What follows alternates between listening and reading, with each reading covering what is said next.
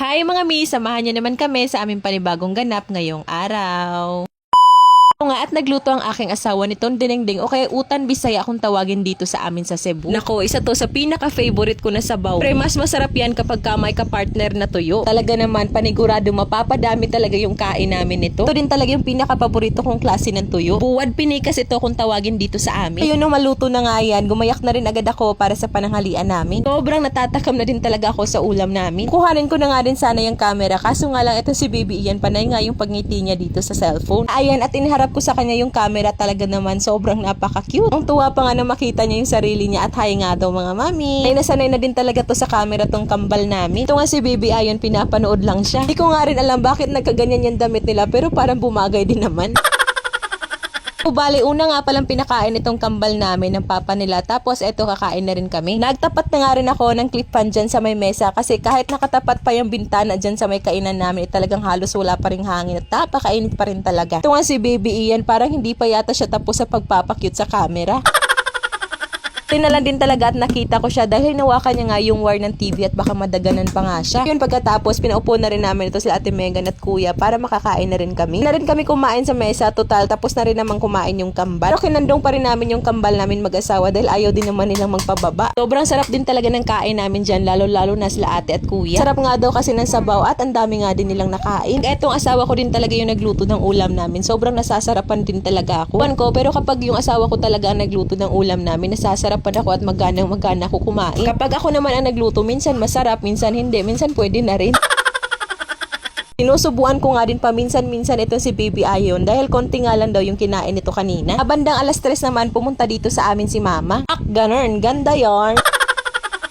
Ito nga at may dala siya sa amin bagong alamang, mangga, fried chicken, tapos tinapay na rin. Diba? Walang kakupas-kupas din talaga ang pagmamahal ng nanay natin kahit meron na din tayong sariling pamilya. Na talaga dumating yung panahon at makabawi ako ng bongga sa mga magulang ko. Anyway, saglit lang si Mama dito sa bahay at umuwi na rin. Ito nga sila Ate at Kuya, kinukulit na akong kainin na nga daw namin yung mangga, pati nga din itong si Baby Ian. Ayun, at pinakain ko na rin sila. Tapos sila Ate at Kuya naman nasa may pintuan kumakain ng mangga. Kahilig din talaga kasi kumain ng prutas nitong mga anak ko. Kaya kapag pumupunta talaga kami ng palengke, palagi talaga kami bumibili ng prutas para sa kanila. Naalala ko tuloy dati kapag pumupunta kami ng palengke, tapos mga gipit pa talaga kami sa budget noon, hanggang turo at tingin lang talaga yung mga anak ko dati at hindi ko talaga mabili-bili. Na nakakatulong na rin ako sa gastusin kahit paano meron na ring extra, kaya binibili ko na talaga yung mga gustong-gusto kong bilhin dati para sa mga anak ko. Nga dahil napasarap yung kain ng 4 na bata, eto sa akin tira na lang. Sayang din naman kasi kung itatapon lang, meron pa namang natirang konti na pwedeng kainin, di ba? Ganun talaga, tagakain talaga tayo ng tira ng mga anak natin. Bandang 6:00 naman ng hapon, at magluluto ako ng tortang dilis. Bigyan nga kasi kami ng dilis ng aking kapatid, kaya ayan, at libre na naman yung magiging ulam namin. Din kasi ako ibang naisip na pwedeng luto itong dilis, kaya eto, tinorta ko na lang. Ikakalagay ko pa lang din naman eto at pinulot ko na rin itong mga nagkalat dito sa sahig namin. Multitasking is the key, tapos balik naman sa niluluto. Kung relate na relate kayo sa akin, bawat oras na wala tayong ginagawa, kailangan meron talaga tayong dapat gawin. Ano daw? Magba-vacuum na nga din sana ako ng sahig, pero binaliktad ko muna itong niluluto ko dahil baka masunog pa. Katapos eto at nag-vacuum na rin ako dito sa sahig namin. Baka maaligas-gas din kasi ng sahig, kaya hindi muna ako gumamit ng walis at etong vacuum na lang yung ginamit ko. Tinalan din talaga at nag-behave nga itong kambal namin at hindi nga ako nila ginugulo kasi minsan talagang ginugulo nila ako at hinahabol-habol pa. Anyway, nakakaluka nga din kasi pagkatingin ko dito sa niluluto ko, Diyos ko, dahil nasunog na. Multitasking pa more. Hoy, alam kong relate na relate ka din sa akin kasi naman parehas tayong nanay. Yun, mga bandang 8:00 na din yata to, inilabas ko itong playmat namin. Isipan kong tupiin na yung niligpit kong sinampay kanina para hindi na ako matambakan at mas lalo akong tamarin. Tupi na talaga ako kahit gising pa yung kambal namin. Panood ko na lang sila ng YouTube para hindi sila manggulo sa akin. Subukan ko na talagang kada ligpit ng sinampay itutupiin ko na. Mas nakakatamad talaga kasi lalo magtupi, lalo na kapag natambak na yung mga tupiin. For the sipag-sipagan na ang Mami SP magtupi at sana mapanindigan ko nga ito.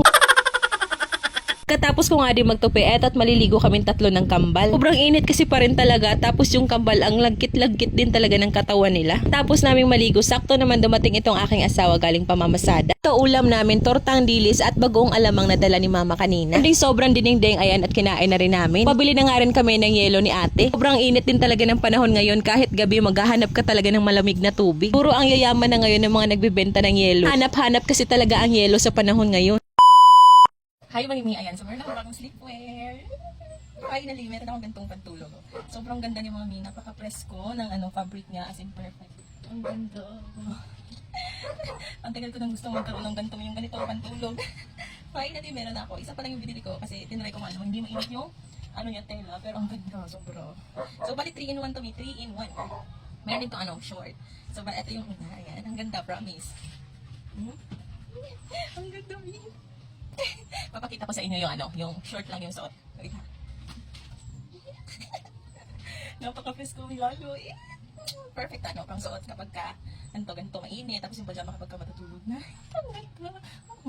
Yun yung sobrang ganda niya. At yung tela niya may yan o. Ganyan yung tela niya. Ang ganda ha, sobra. Makapal yung tela niya pero hindi mainit sa katawan. Ang ganda. Promise. Finally, may ganito na ako sleepwear. Hindi ko siya dahil. Promise. Order na mo.